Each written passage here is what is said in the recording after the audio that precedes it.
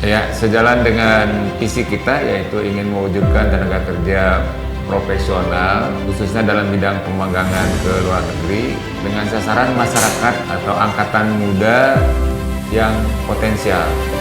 Nah, hal ini sejalan dengan visi atau misi daripada Bapak Bupati Flores Timur, di mana salah satu visinya adalah menyelamatkan anak muda Flores.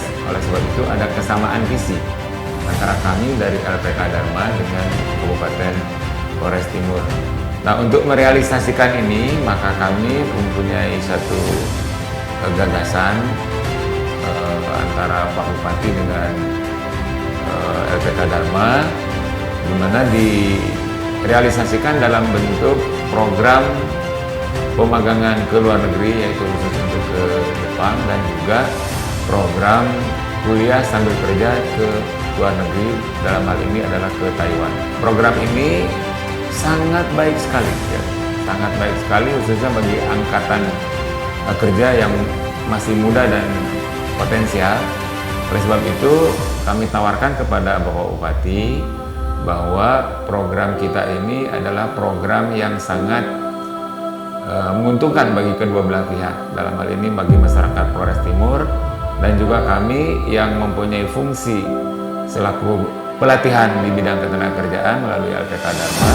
Program ketenagakerjaan khususnya di bidang pelatihan dan pemagangan ke luar negeri ini kita realisasikan khusus untuk anak muda di Flores Timur yang tersaring melalui berbagai seleksi, kan gitu.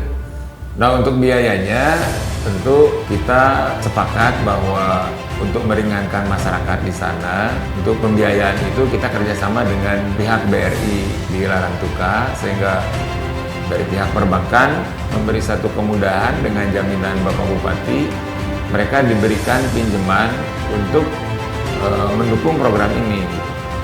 Jadi skemanya mereka pinjam dahulu di sana dengan jaminan Bapak Bupati.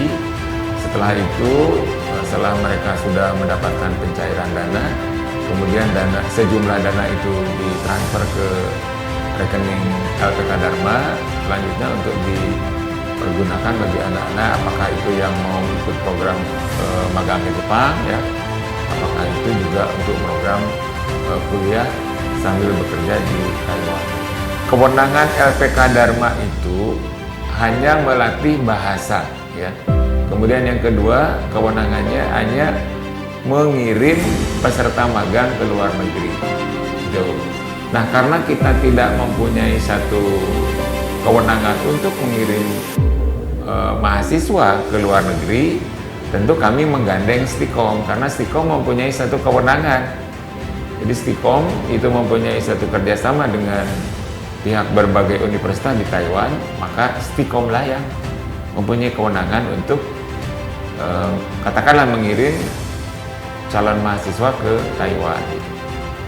Nah, bagi mereka yang masih tertunda atau belum mendapatkan persetujuan dari negara Taiwan, adik-adik ini kan masih statusnya jadi mahasiswa Stikom, ya, mahasiswa Stikom. Jadi sesuatu yang mungkin mempunyai nilai tambah dibanding dengan pemuda-pemuda lainnya yang katakanlah, mohon maaf, tidak mudah untuk ikuti kuliah di Stikom, itu sangat tidak mudah. Jadi adik-adik yang dari Flores ini, ya, sangat, menurut saya pribadi, mohon maaf, sangat-sangat beruntung bisa menikmati pendidikan di suatu perguruan tinggi yang ternama, bonafit untuk daerah Bali khususnya. Tidak semua orang bisa mempunyai kesempatan yang sama. Tadi dikatakan sama sampean biayanya mahal, tidak, katakanlah kata Pak Rektor, tidak usah dilihat dulu. Biaya mahal tidak usah dilihat dulu. Yang penting adik-adik bisa belajar dengan baik, titik. Itu sudah sangat bersyukur dan sangat mengembirakan bagi kita, bagi kami, ya, yang berada di lingkup Stikom Group.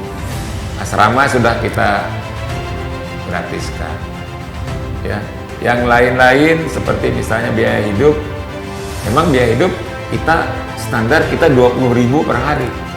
Itu dengan asumsi adik-adik harus belajar masak bersama, karena ini merupakan satu pembelajaran ya, pembelajaran dalam artian adik-adik ini masak bersama itu adalah suatu pembelajaran untuk kemandirian ya, baik yang ke Jepang, ke Taiwan maupun ke daerah lain, kita selalu menekankan kepada anak-anak untuk belajar mandiri, yaitu melalui masak bersama, belajar bersama, tidur bersama, dalam artian mereka bersosialisasi. Karena kita sangat khawatir dari sekian anak-anak itu masih ada anak-anak yang manja, anak-anak yang belum terbiasa hidup bersama, belum terbiasa masak sendiri. Nah, ini kesempatan bagi adik-adik sekalian dengan biaya yang mungkin boleh dibilang minim, tapi kalau biaya yang minim ini dikelola dengan baik, bahkan di antara mereka bisa menabung. Ya baik, jadi mungkin sekarang saya jelaskan secara teknis untuk pelaksanaan kedua program ini.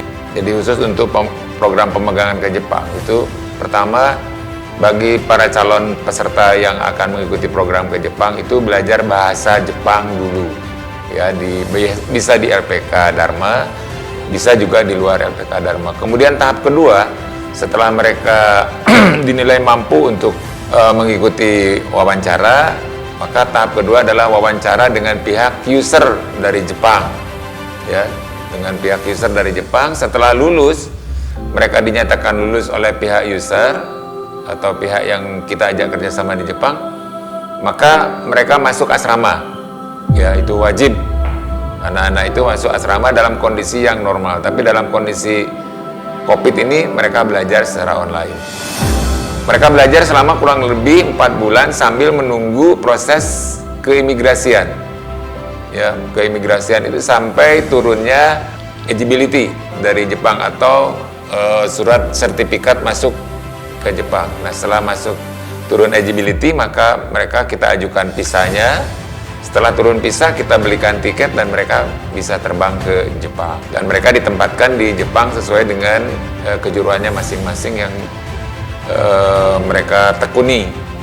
Kemudian yang kedua, program yang ke Taiwan, mereka setelah lulus seleksi dari penerimaan oleh universitas kerjasama di Taiwan, nah, mereka sama mengikuti program pelatihan tambahan dalam bahasa sambil menunggu proses keimigrasian masuk ke Taiwan ya. Setelah selesai proses administrasi keimigrasian masuk ke Taiwan yang diakhiri dengan keluarnya visa daripada TETO atau salah satu badan keimigrasian Taiwan, maka mereka bisa masuk ke Taiwan untuk mengikuti program kuliah sambil bekerja di Taiwan.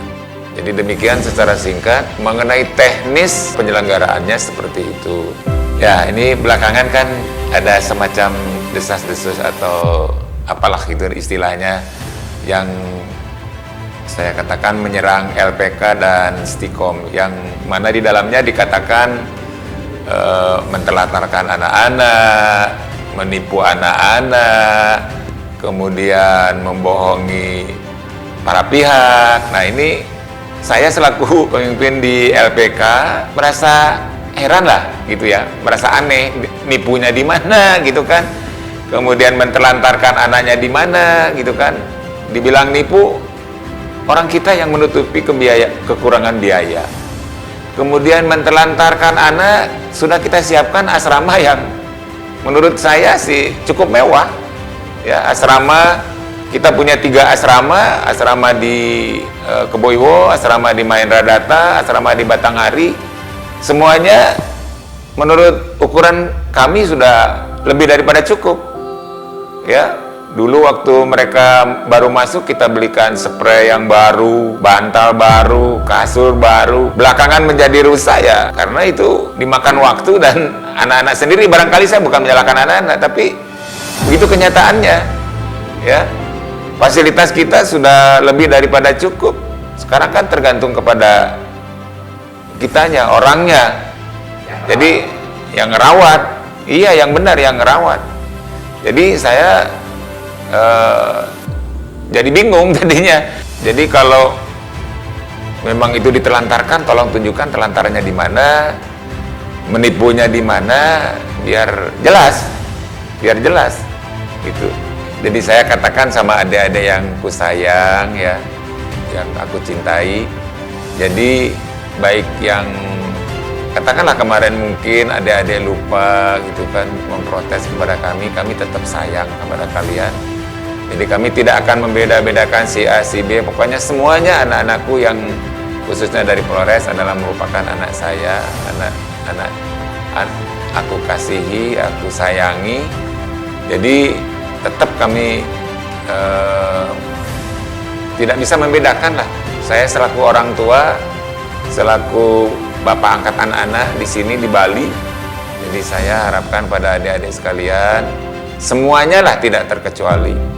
Mari kita bergerak bersama, saling rangkul sebagai bersaudara untuk menuju satu tujuan yang sama, yaitu mensukseskan adik-adik sekalian. Saya ingin sekali mengantarkan adik-adik menjadi anak yang sukses, menjadi anak yang berhasil, sehingga menjadi satu kebanggaan orang tua di kampung. Itu aja yang saya pesankan selaku orang tua. Jadi sekali lagi, mari bahu-membahu, jangan mau diadu domba gitu, ya, diadu domba oleh para pihak, ya, tidak ada gunanya. Sekali lagi, mari kita saling bahu-membahu, merealisasikan tujuan orang tua di kampung, ya. Sama-sama, tujuannya sama, saya ingin mengabdikan diri kepada masyarakat, ya. Tidak ada tujuan lain saya, jadi hanya satu, yaitu ingin bermanfaat bagi adik-adik sekalian, sehingga nanti pulang ke kampung mempunyai suatu kebanggaan tersendiri bagi keluarga. Nah, itu aja sih tujuan saya. Sangat berterima kasih untuk semua. Selamat berjuang.